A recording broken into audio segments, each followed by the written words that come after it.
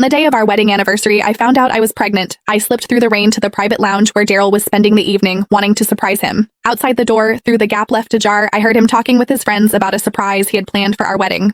Josephine still has no idea she's been sleeping with both of us. Every winter, I send my twin brother to take my place with her. Through the crack in the door, amid the roar of laughter, I caught sight of a man who looked almost identical to Daryl. Imagine the look on her face at the wedding when she sees that video of my brother on top of her. I clutched the pregnancy test results in my hand, ready to storm in and demand to know why he'd done this to me. But then I heard Daryl's voice again. Sarah's career has taken off. Josephine served her purpose. Sure, she lost her family and her career because of me, but I gave her a few good years of the high life. I'd say we're even. The casual indifference in his tone sent ice through my veins. A man who had done everything in his power to hurt me for the sake of another woman. I was done with him. And everything he had stolen from me, I would take back. Every last piece. Inside the private lounge, the men kept egging each other on. Come on, Daryl, you've lost 3 rounds of dice in a row. You owe us something juicy. What's this big surprise you've got planned for Josephine at next week's makeup wedding? I stood outside the door, heart brimming with sweetness. 3 years since we'd signed the marriage certificate, and Daryl had been so consumed by work that the wedding kept getting pushed back. Now I was going to bring our baby along and finally make it complete. Ha! Bro, Josephine is such a fool. She has absolutely no clue you've got an identical twin brother. What do you guys think? If she finds out at the wedding that the man keeping her warm every winter was actually me, and then she sees our little bedroom video, will she lose it right there on the spot? The laughter inside swelled even louder. My legs buckled, and I nearly collapsed. I stepped forward, pressed myself against the doorframe, and peered through the gap.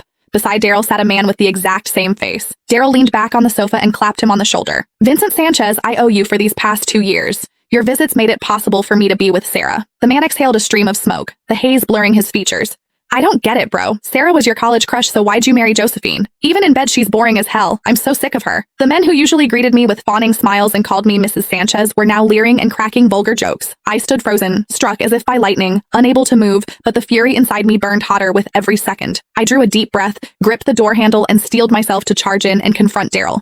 Then the words from inside stopped me dead. I was only ever with her for Sarah's sake. At the sound of that name, my fingers tightened around the pregnancy report until the paper crumpled. There was a tenderness in Daryl's voice I had never once heard before. Sarah went abroad right after college to chase her dream of becoming a jewelry designer. By the time I wanted to go find her, she'd gotten married. Later, when the international jewelry design competition came around, Sarah was so anxious about Josephine entering the same contest that she couldn't sleep.